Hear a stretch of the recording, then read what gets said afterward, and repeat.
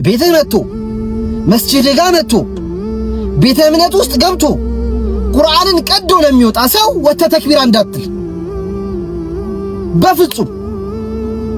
ሊመታ የመጣ ይግደልህ፣ ወላሂ العظيم ይግደልህ፣ ይቆራርጥህ። ወላሂ በዚህ መንገድ ከምትኖረው ሐያት ለአኺራም ለዱንያም አይበጅህም። ተደብቆ የሚያጠቃን ሰው ምንም ላታደርገው ትችላለህ። ፊት ለፊት መጥቶ ግን ሃይማኖትን ተኩር ሃይማኖት ጥቃት ለማድረስ የመጣን ሰው ግን ብላው፣ በመጣበት መንገድ አስተናግደው። ወላሂ ይህን ሰውራ ከልቤ ነው። አንዳንድ ምኞቶች አሉ ግን አይሆኑም። ምን አለበት የአክሱም ወጣት በሆንኩኝ እኔ፣ ምን አለበት ነዋሪነት የዛ በሆነ ዛሬ ሞት ነበር መሆነው ሆኜ ሞት ነበር።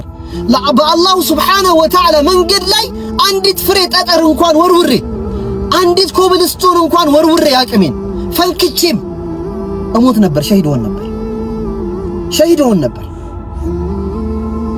የእስልምና ክብር አልገባንም ማለት ነው።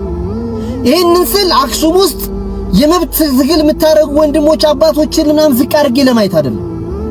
ላኪን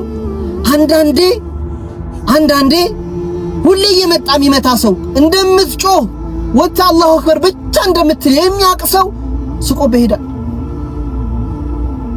1000 ቦክስ ይምታህ 2 ጥፊ ምታው። የጥፊው ማዕና ኢማን ነው። የጥፊው ማዕና ሊላህ ነው። የጥፊው ትርጉም ለአላህና ለመልእክተኛው ለኢስላም ክብር ነው። ቫልዩ ከፍ ያለ የስነ ልቦናም ጦርነቱ የዚህን ይጀምራል።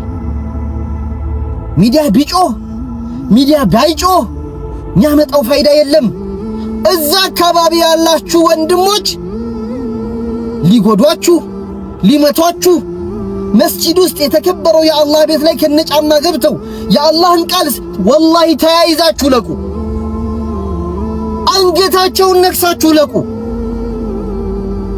ለምን መጥቶብህ ነው፣ ሄደህበት አይደለም። አላህ ፊት አላህን ለመማፀን ሄደህ አላህ ፊት ቆመ የመጣብህን ሰው ሄዝቴት አታርገው። አቴ ክብር የሚገባው ሰው አይደለም፣ የውሻ ሞት የሚገባው ሰው ነው።